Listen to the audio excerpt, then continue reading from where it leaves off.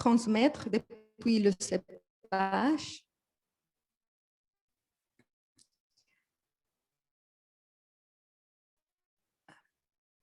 C'est un petit de beaucoup de travail, ça nécessite toujours du travail, mais nous pouvons remercier le Seigneur pour les personnes qui sont impliquées, qui donnent leur temps et leur connaissance pour faire tout cela possible.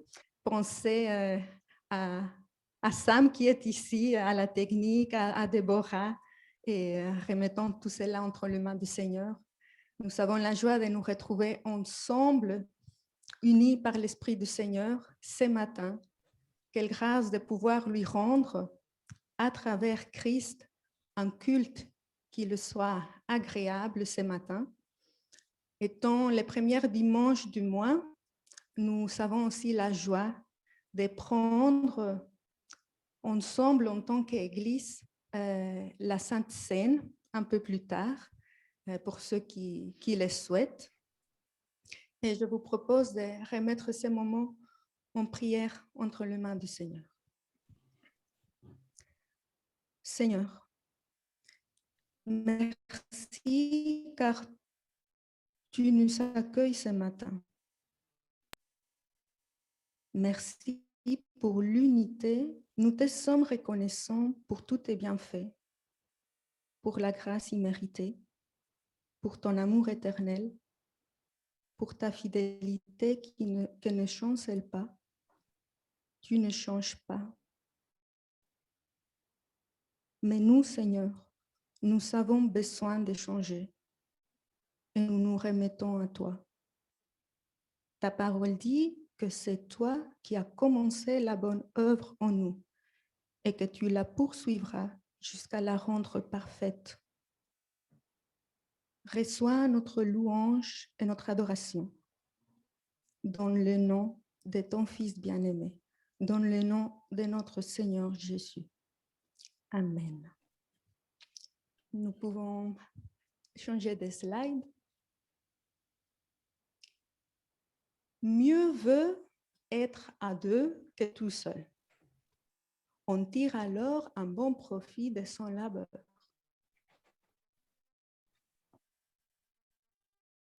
Et si l'un tombe, l'autre le relève. Mais malheur à ce qui et qui vient à personne pour l'aider à se relever. Ces versets en Ecclésiaste nous rappellent l'importance de se retrouver bien entouré, avec de vraies amitiés.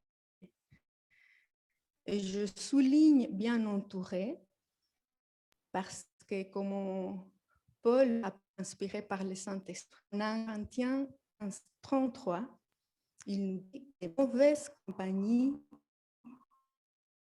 corrompent les bonnes mœurs.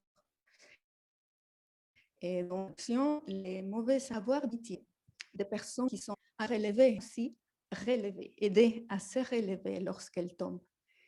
Et nous savons que l'amitié est au cœur du plan de Dieu pour son Église, parce que d'un côté, l'amour de Dieu se manifeste aussi par l'aide et l'amour que nous nous donnons les uns les autres, mais aussi en nous aimant entre nous, nous manifestons l'amour de Dieu au monde. Donc, je vous invite à chanter ensemble ces premiers chants, à chanter à la gloire de celui qui nous a réunis.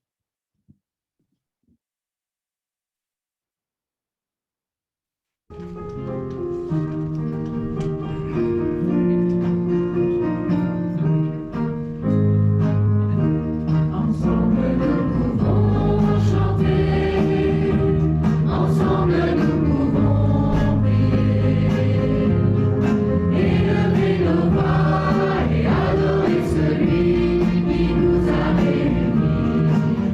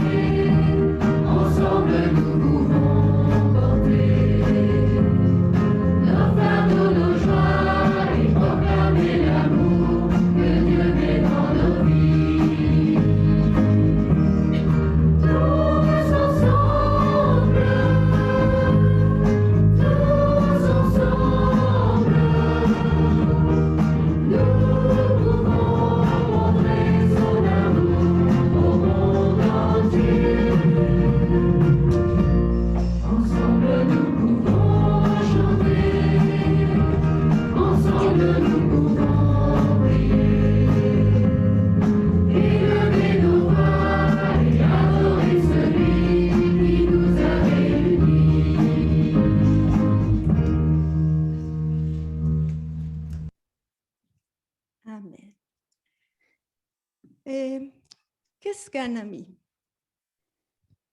Dans la prochaine slide, j'ai mis une petite définition. On pourrait dire qu'un ami, c'est quelqu'un sur qui compter, quelqu'un à qui se fier, voire se confier. Cependant, nous savons tous que tout ami a ses limites.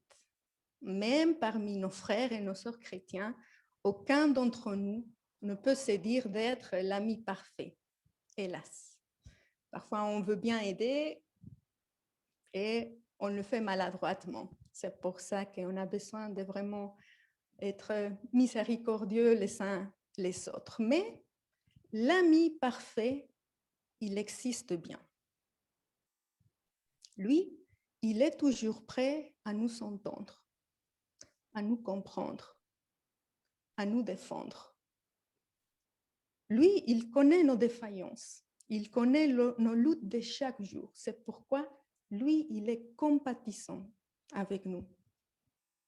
Il connaît toutes nos craintes, il nous entoure de ses bras.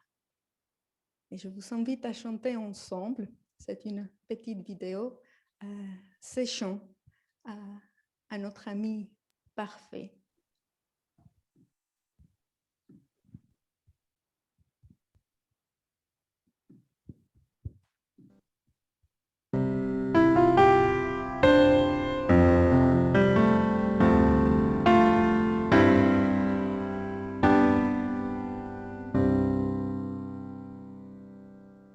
Quel ami fidèle et tendre, quel ami fidèle et tendre, nous avons en Jésus-Christ,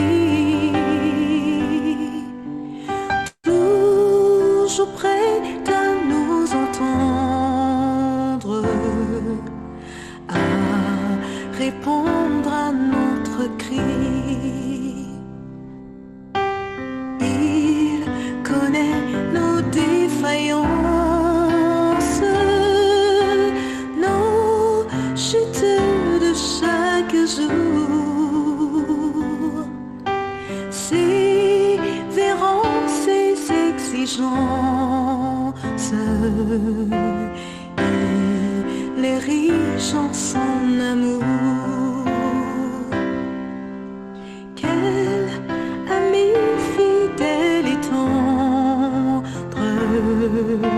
nous avons en Jésus-Christ, toujours prêt à nous comprendre quand nous sommes sans souci. Disons-lui toutes nos craintes, ouvrons-lui tout notre cœur. Bientôt ces paroles saintes nous rendront le vrai bonheur. Quel ami fidèle et tendre, nous avons en Jésus-Christ, toujours prêt à nous défendre quand nous presse l'ennemi. Il nous suit dans la mêlée et nous entoure de ses bras. Et c'est lui qui tient l'épée, qui décide des combats. Quel ami fidèle et tendre, nous avons en Jésus-Christ, toujours prêt à nous apprendre à vaincre en comptant sur lui.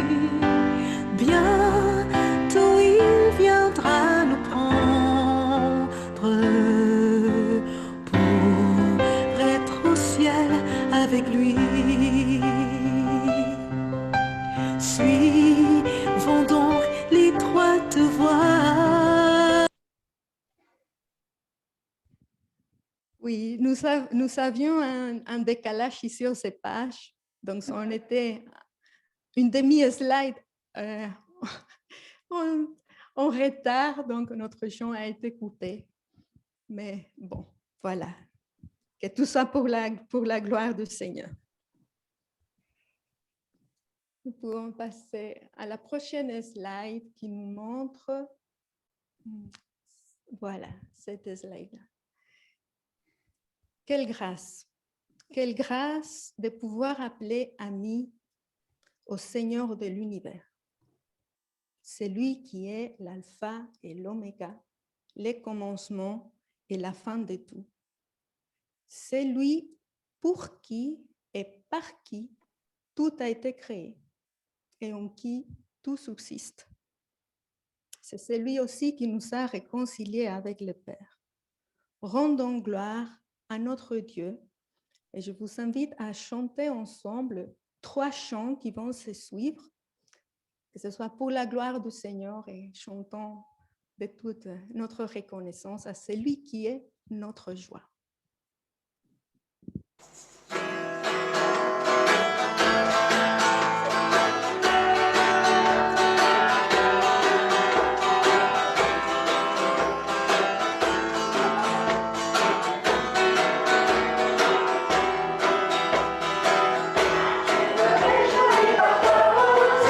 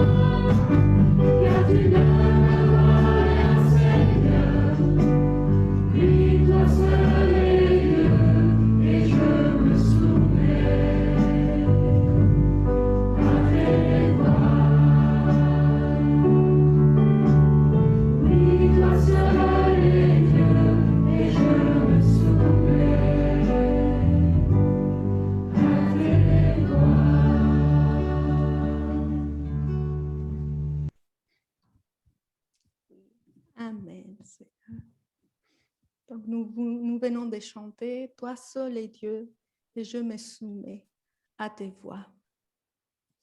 Et le Seigneur nous fait grâce aussi de participer à l'avancement de son royaume avec les ressources que lui-même, il nous donne.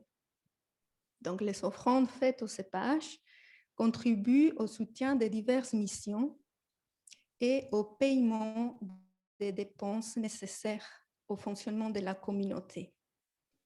Donc, que chacun donne comme il a décidé dans son cœur, sans regret ni contrainte, car Dieu aime celui qui donne avec joie. Et vous trouvez le compte du cépage sur la page du cépage, mais aussi dans chaque mail que vous recevez, tout en bas, si vous en avez besoin, le compte est là, pour la gloire du Seigneur. Et nous pouvons entrer dans les annonces. Nous pouvons aller dans les annonces. Nous ne sommes pas dans le PowerPoint, mais je vais prendre le PowerPoint des annonces alors. Ah, ok. On va voir les annonces tout de suite. Merci, Lydia.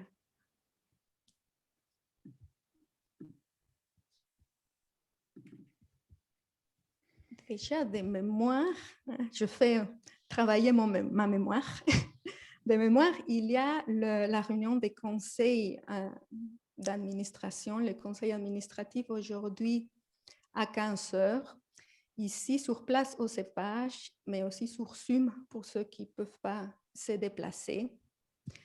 On a aussi notre assemblée générale le 14 mars, donc dimanche prochain. Le 28, voilà, vous voyez ma mémoire. Le 28, il y a aussi les groupes de maison. BAP, oui, le vendredi à 18h30.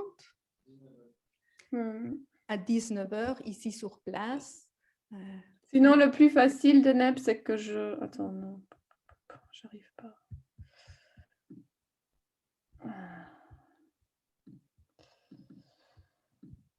Merci.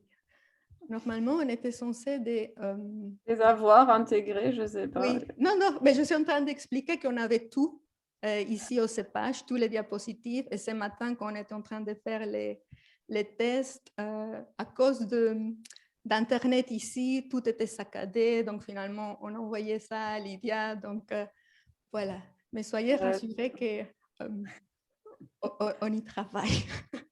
Léo, tu peux juste venir de l'autre pièce. J'ai besoin de ton aide informatique. Tu peux partager, c'est vrai. On va essayer de... Sam, il va partager l'écran avec les annonces. Oui.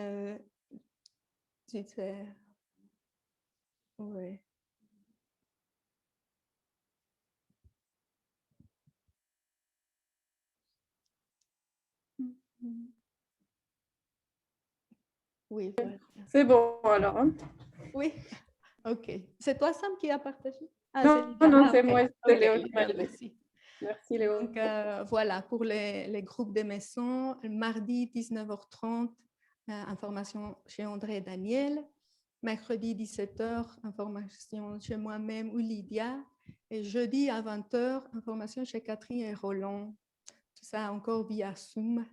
Mais c'est toujours une joie de nous retrouver, de partager dans le Seigneur. Il y a aussi le mercredi la distribution des colis alimentaires. Si vous avez envie d'y participer, et je sais aussi qu'on commence à préparer depuis lundi avec les colis, mais vous pouvez vous adresser à Daniel si le Seigneur a mis dans votre cœur de participer dans ces services. Vous pouvez venir vers Daniel. Il y a toujours aussi des travail à faire. L'équipe pastorale se réunit le mercredi et le vendredi à 19h30. Je fais ici un petit appel à la communauté en tant qu'Église. Soutenons notre équipe pastorale dans la prière. Remettons tout cela entre les mains du Seigneur. Donc, le BAP vendredi 19h. Et il faut s'inscrire. J'ai ici Sam qui me dit. Donc, il faut s'inscrire et c'est chez toi, Sam, qui... Voilà, vous pouvez venir vers Samuel pour avoir plus d'informations et pour s'inscrire. Aussi, profitez les jeunes, profitez de cet espace qui est pour vous. Et les frères, les sœurs travaillent donc, avec tout leur amour pour vous, pour que vous puissiez connaître mieux votre Créateur et avancer dans le chemin de la foi. Il y a aussi le groupe d'hommes samedi à 10h via Zoom. Et voilà, vous pouvez avoir plus d'informations chez André et Léo. Il paraît que le livre qu'ils sont en train d'étudier, c'est très intéressant. Bah, toujours. Ah, c'est ça, 14 mars, c'est dimanche prochain, le culte spécial qui sera enregistré via l'association baptiste. Donc, pour nous, qu'est-ce que ça change? Ça ne change rien en fait. On a rendez-vous sur Zoom comme d'habitude, mais nous allons visionner donc le culte préparé par l'association baptiste et voilà, disons que c'est spécial parce que c'est l'anniversaire, 100 ans d'existence, donc voilà, par la gloire du Seigneur. C'est dimanche prochain et ça ne change pas pour nous. On est sur Zoom à 10h pour ceux qui veulent prier, 10h30 pour les autres. Et une dernière annonce, c'est samedi qui arrive, samedi prochain. C'est pour les sœurs. Nous avons la grâce de nous retrouver un moment entre sœurs, cette fois-ci sur Zoom, pour partager, pour nous nourrir aussi spirituellement sur les thèmes doux et humbles des cœurs. Nous savons bien qu'on parle de notre Seigneur. Pour plus d'informations, pour tous les sœurs qui sont intéressées, vous pouvez aller chez Anne Mindana. Elle peut vous donner plus de renseignements à propos de cet événement. Et je laisse la place à Muriel pour le message, en priant que le Seigneur prépare notre cœur à recevoir son enseignement, sa guidance, sa correction, et qu'il soutient par son esprit Muriel.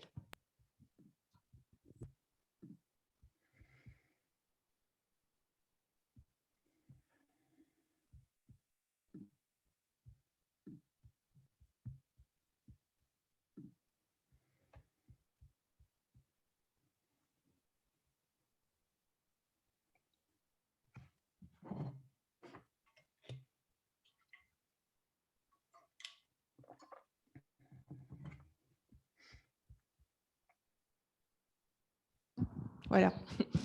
Nous voilà donc arrivés à l'avant-dernière partie de notre série sur Job.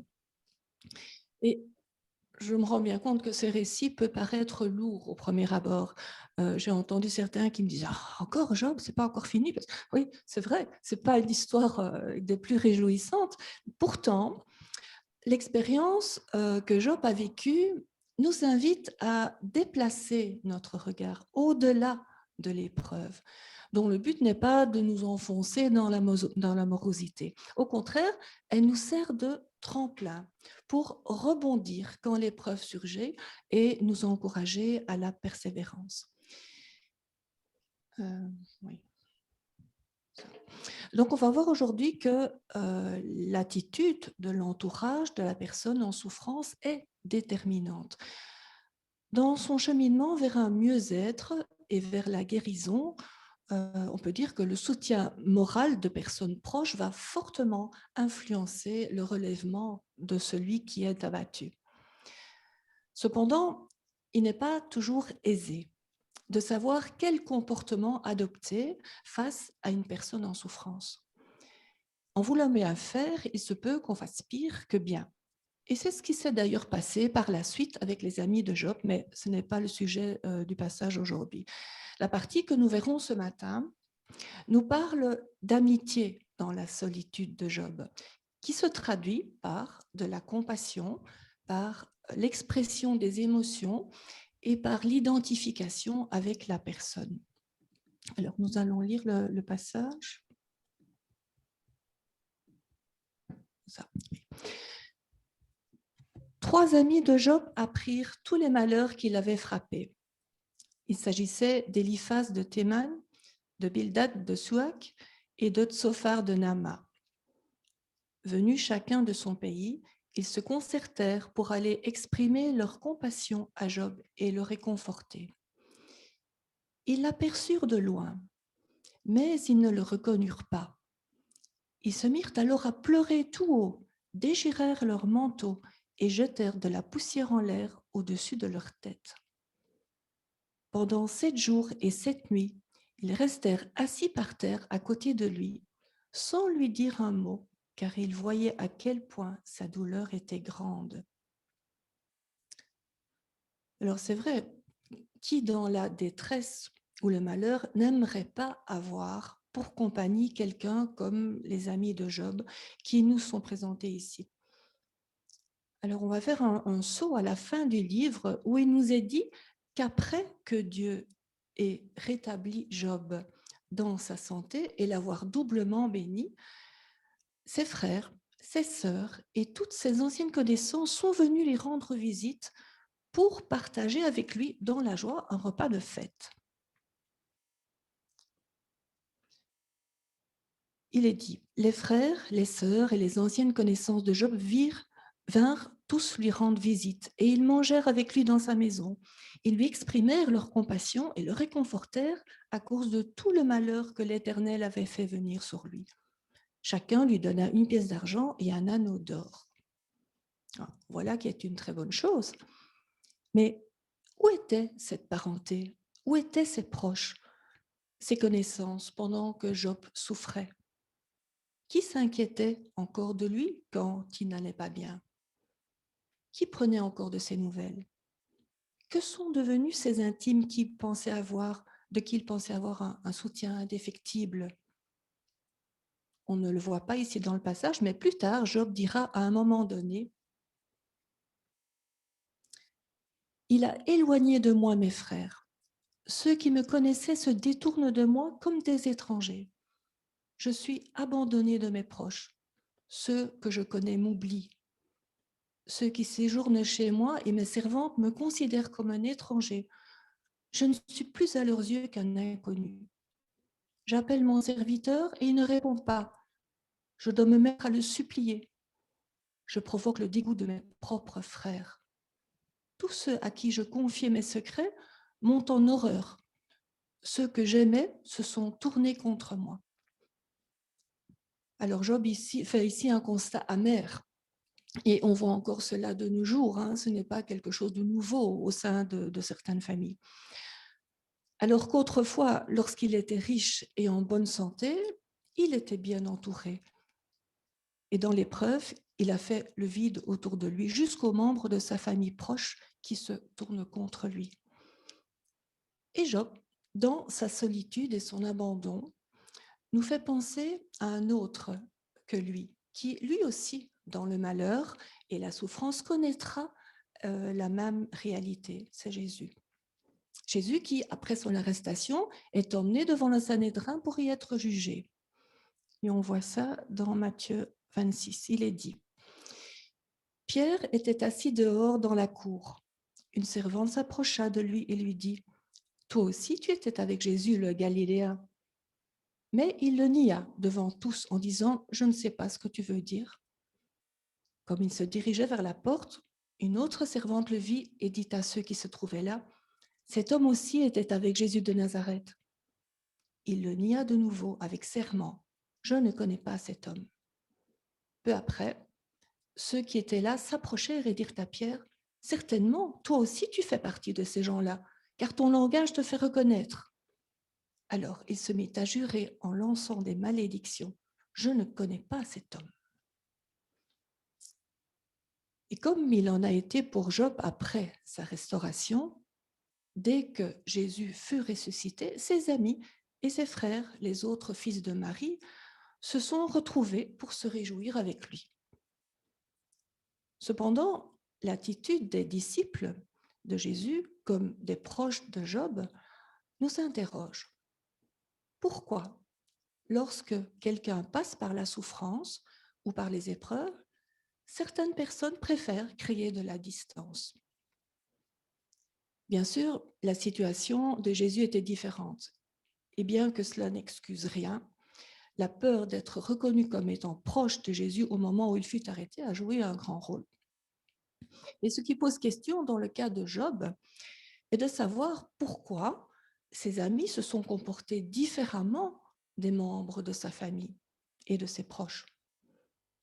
Le texte ne nous le dit pas, mais leur attitude respective peut faire écho à la nôtre dans pareille situation. Tout comme les personnes proches de Job, ses intimes l'ont laissé tomber, il se peut que dans pareille situation, pensant bien faire, on préfère laisser la personne qui ne va pas bien. On préfère la laisser tranquille, en repos, sans encore ajouter à sa souffrance. Mais il se peut aussi que la distance que l'on prend s'explique par la peur d'être confronté à la souffrance de l'autre, ce qui n'est jamais facile, et d'être placé face à notre propre vulnérabilité, face à la difficulté de devoir gérer la souffrance de l'autre, simplement par peur de ne pas se sentir à la hauteur. Il se peut que l'on soit désemparé. Et ne savoir que dire ou que faire peut donc être une cause de retrait. Ou encore, il peut y avoir la difficulté d'apprécier la situation à sa juste valeur et finalement faire plus de mal que de bien en causant des impairs. Au contraire, les amis de Job vont, eux, se déplacer de très loin pour venir à son chevet. Et pendant une semaine, ils vont rester en silence à ses côtés. Mais on le voit dans la suite du récit que, pensant bien faire, ils vont ensuite l'accabler par leurs questions, par leurs suppositions et même par leurs accusations. Et malgré leurs bonnes intentions, cela ne va pas du tout le réconforter. Quand on est en face d'une personne en souffrance, l'accompagner en silence, comme l'ont fait au début les amis de Job, est souvent la meilleure des choses à faire. Toutefois, le silence peut faire peur. Il est parfois embarrassant quand la personne n'est pas à l'aise avec le fait de ne rien dire ou de ne rien faire pour consoler la personne. Voyons maintenant les sentiments que ses amis vont lui manifester. Premièrement, c'est la compassion. La première motivation des amis de Job nous est clairement indiquée dans le texte. Ils viennent vers lui pour lui exprimer leur compassion et le réconforter. Face à la détresse, ils ont estimé que la priorité n'était pas de s'occuper de leurs affaires, mais de secourir leur ami dans l'épreuve. Et il nous montre que la compassion, c'est plus que de la pitié ou de l'empathie. La pitié peut être brève. Elle nous amène à plaindre l'autre, mais ne nous conduit pas forcément à agir. L'empathie, elle, ensuite va un peu plus loin. L'empathie est bonne, mais elle nous laisse encore centrer sur nous-mêmes. Elle est un peu comme un miroir qui nous fait ressentir les émotions de l'autre et nous laisse dans la tristesse. Tandis que la compassion signifie littéralement souffrir avec. Nous sommes dans la compassion quand la souffrance de l'autre devient notre souffrance et nous pousse ainsi à agir. C'est la compassion qui a mis en mouvement les amis de Job, qui les a poussés à se mettre en route pour franchir la distance qui les séparait et à venir le consoler. C'est la compassion qui les a conduits à considérer que l'état de souffrance de leur ami était prioritaire sur leurs affaires. Et c'est encore la compassion qui a fait qu'ils se sont associés en vue de cette démarche. Ils venaient d'endroits différents, persuadés que le fait de les voir ensemble près de lui, eh bien, ajouterait de la force à leur démarche. La compassion se reconnaît par le fait qu'elle pousse toujours à l'action. Une compassion qui n'engendre aucune démarche, aucune action pratique, n'en est pas une. C'est alors de l'empathie. Elle rend impossible le fait de passer à côté de celui qui souffre sans rien faire. C'est prendre en charge la souffrance de l'autre comme si elle était la nôtre et faire pour lui ce que nous aimerions que l'autre fasse pour nous dans la même situation. Et Jésus nous en donne un bon exemple dans la parole du bon samaritain, qui, en voyant le blessé au bord de la route, est rempli de compassion et il agit. Il soigne ses plaies, il le met sur sa monture, il le conduit dans une auberge, il paye pour les soins qu'on lui donnera et il reviendra même pour prendre de ses nouvelles. Évidemment, compatir, cela fait mal. C'est souffrir avec l'autre. Et cela nous rappelle celle de Jésus à notre égard. Elle est en fait le moteur principal des actions de Jésus envers les foules dont il s'occupait. Les guérisons que Jésus a faites n'ont pas simplement servi à montrer sa puissance, elles exprimaient aussi sa compassion. Et Jésus ne s'est jamais contenté de paroles, il a toujours ajouté l'action à la parole.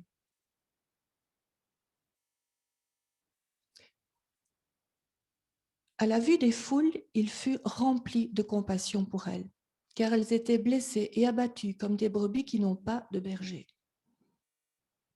Et Jésus dit alors à ses disciples de prier, car il y avait peu d'ouvriers et que la moisson est grande. Et il incite ses disciples à l'action. Et tandis que lui restera, lui, le bon berger, qui accueille et qui entoure.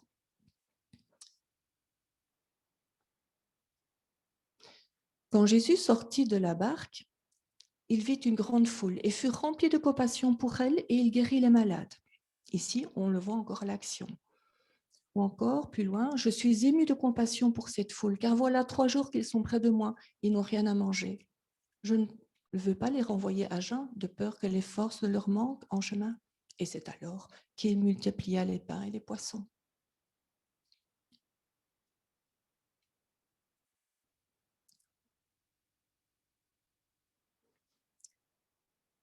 Dieu, qui est riche en compassion à cause du grand amour dont il nous a aimés, nous qui étions morts par nos offenses, nous a rendus à la vie avec Jésus-Christ. C'est par la grâce que vous êtes sauvés. On voit ici que la compassion de Dieu est la motivation de son plan de salut accompli par Jésus-Christ.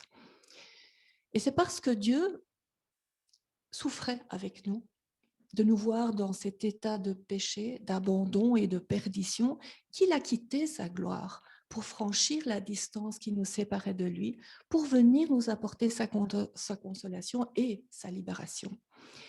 Et les 3 amis de Job ont fait cette démarche aussi ensemble pour la rendre plus forte, plus significative pour lui.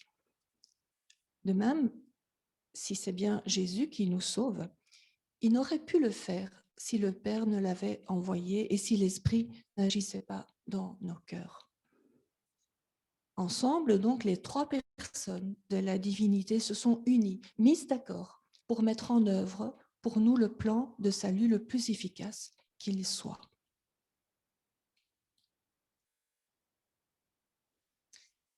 Viennent ensuite les pleurs, qui est une émotion exprimée.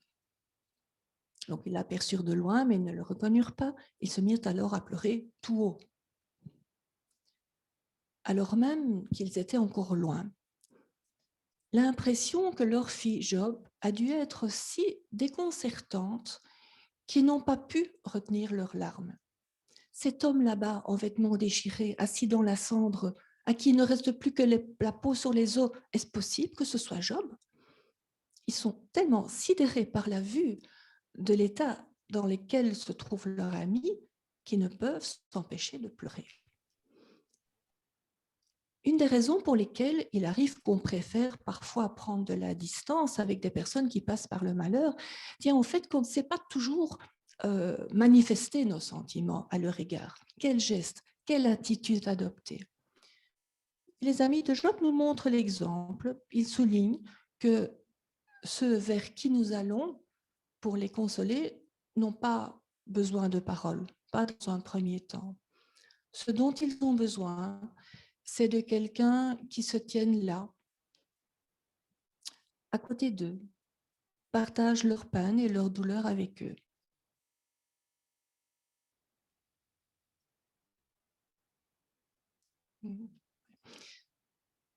Dans Romains 12, il dit « Réjouissez-vous avec ceux qui se réjouissent, pleurez avec ceux qui pleurent ».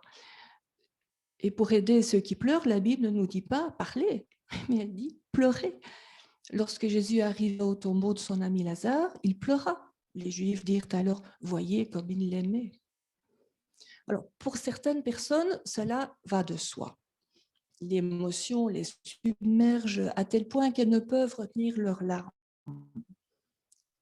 Bon, ce n'est peut-être pas très confortable en société, mais c'est généralement bien accepté. On entend souvent dire « Ah, ce sont des personnes qui ont un grand cœur », alors que ce n'est qu'une expression d'un ressenti et que cela n'a rien à voir avec le fait d'avoir plus ou moins de cœur que quelqu'un d'autre.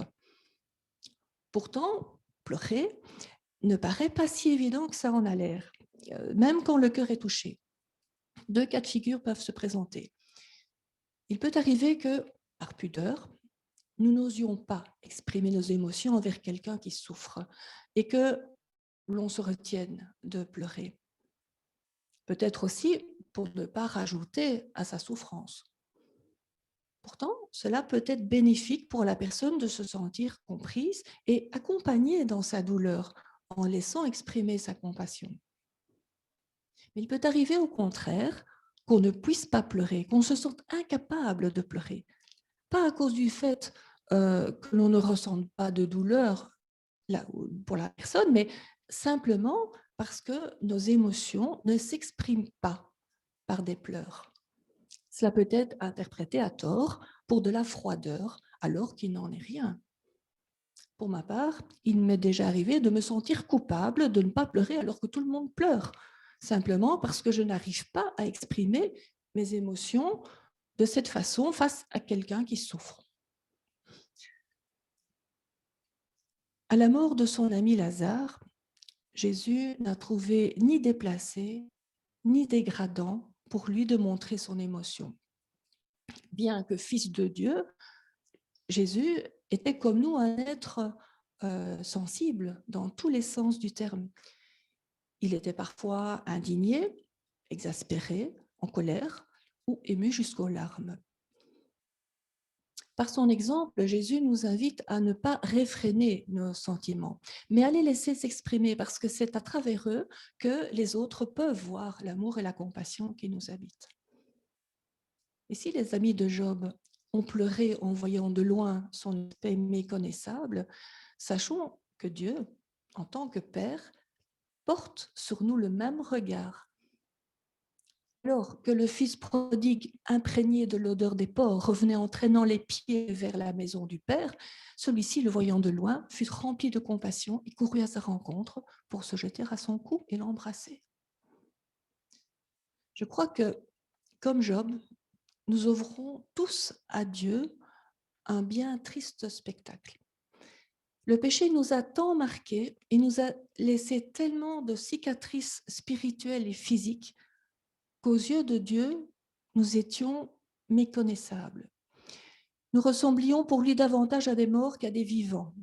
Et qu'à cela ne tienne, Dieu nous aime.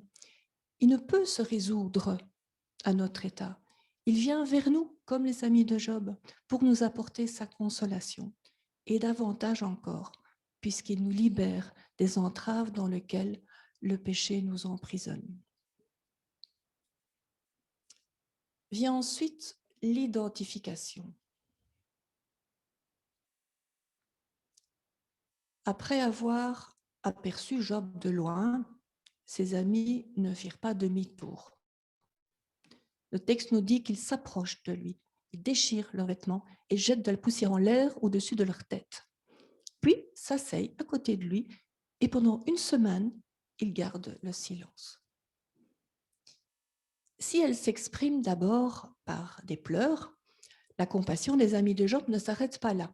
Elle va plus loin, elle va jusqu'à s'identifier avec lui.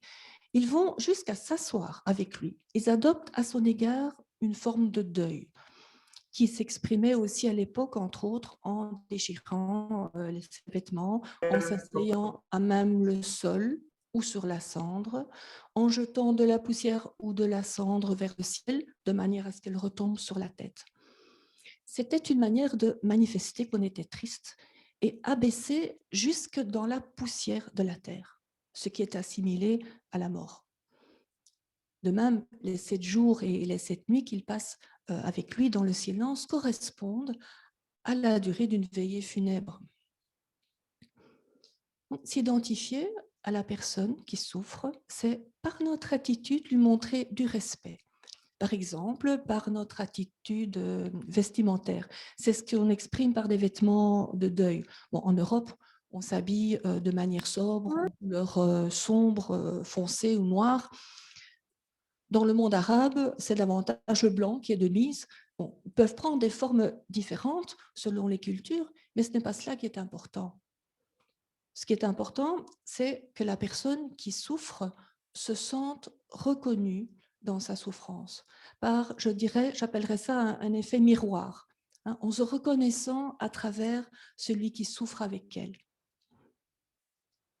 L'expression la plus forte de la compassion se produit lorsque la personne qui vient en aide à celui qui souffre va jusqu'à se dépouiller de son apparence habituelle pour s'identifier avec lui. Et ça, c'est l'expression qu'a manifestée Jésus à notre égard.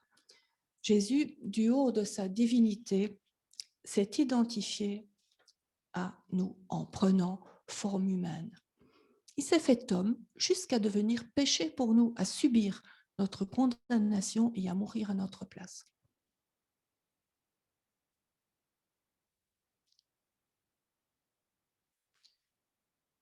Philippiens 2 nous dit « Que votre attitude soit identique à celle de Jésus-Christ. Lui qui est de condition divine, il n'a pas regardé son égalité avec Dieu comme un butin à préserver, mais il s'est dépouillé lui-même en prenant une condition de serviteur, en devenant semblable aux êtres humains.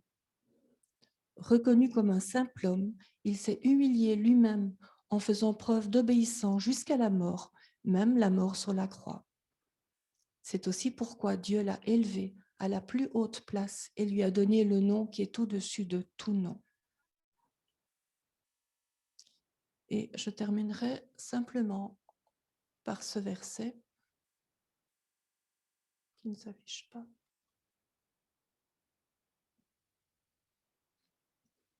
1 Jean 3 nous dit « Petits enfants, n'aimons pas en parole et avec la langue, mais en acte et avec vérité. » Amen.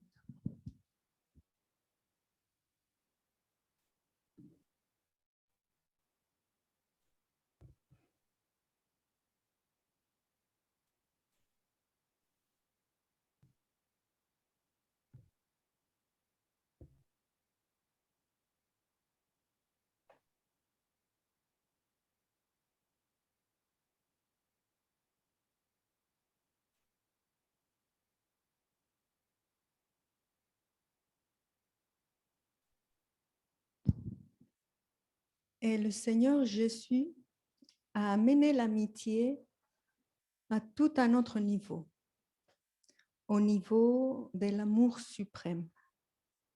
Et lors du dernier repas, avant qu'il soit livré et mis à mort sur la croix, il a dit à ses disciples, « Il n'y a pas de plus grand amour que de donner sa vie pour ses amis. » Pour introduire la Sainte Seine, je nous invite à écouter et à chanter ensemble ces prochains chants.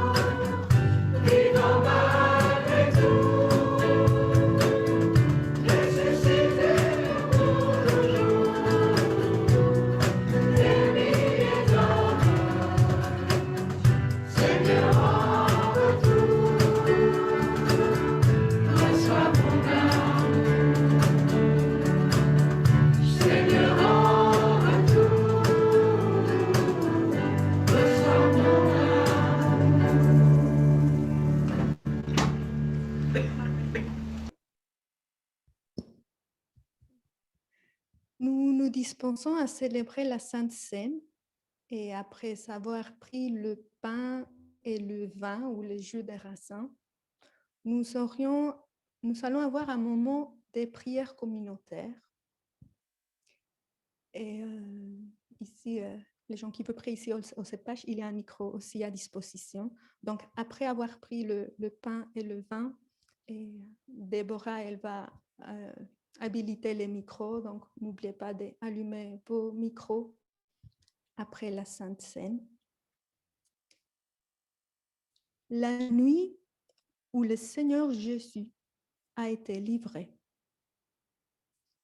il a pris du pain, il a remercié Dieu, puis il a partagé le pain et il a dit, « Ceci est mon corps, il est pour vous, faites cela en souvenir de moi. » Et nous pouvons prendre le pain.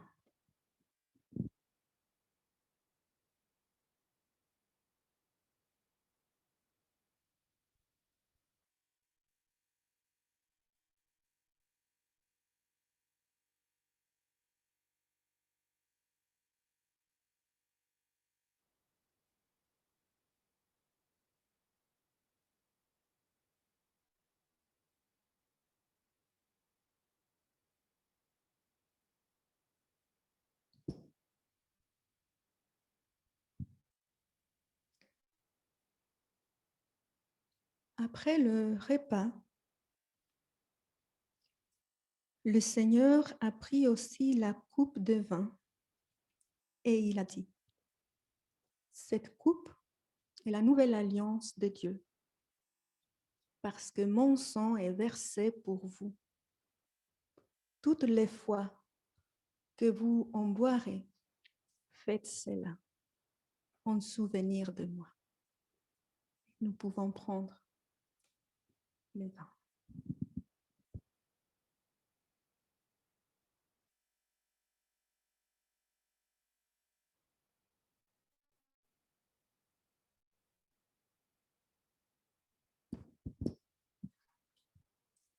Et nous passons au moment des prières.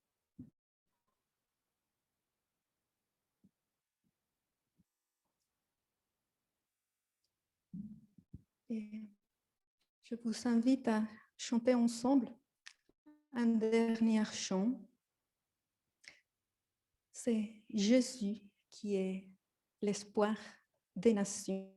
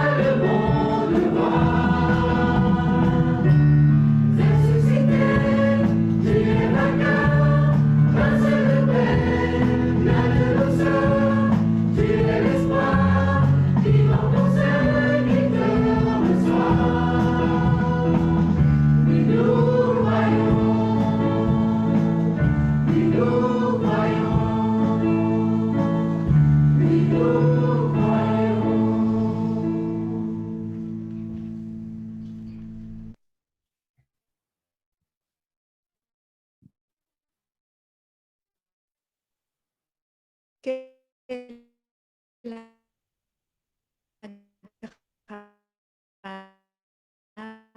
grâce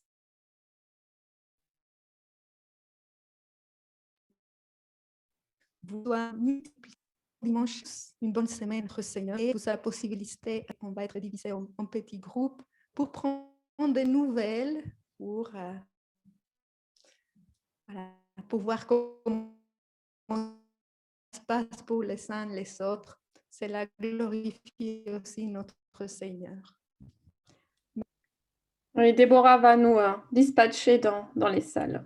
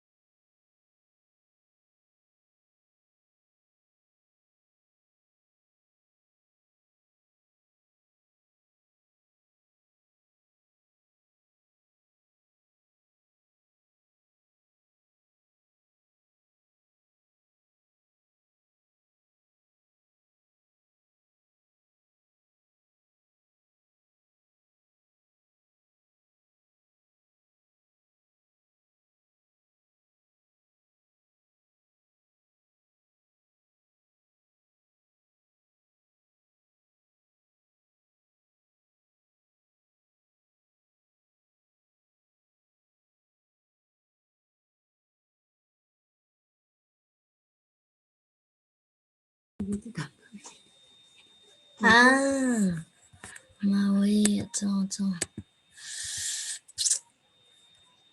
Even opnieuw.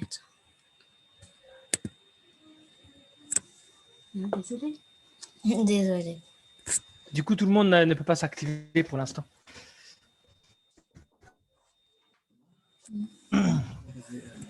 Je sais pas si ils ont pu le faire. Yo, est-ce que vous m'entendez? Oui. Oui, je t'entends, Samuel, ça va? Apparemment, il y a eu des problèmes? Bah, pas des gros problèmes, mais en fait, la qualité de l'Internet du cépage n'était pas assez bonne pour faire passer à la fois tout le PowerPoint et qu'il y ait quelqu'un qui soit avec le micro en même temps.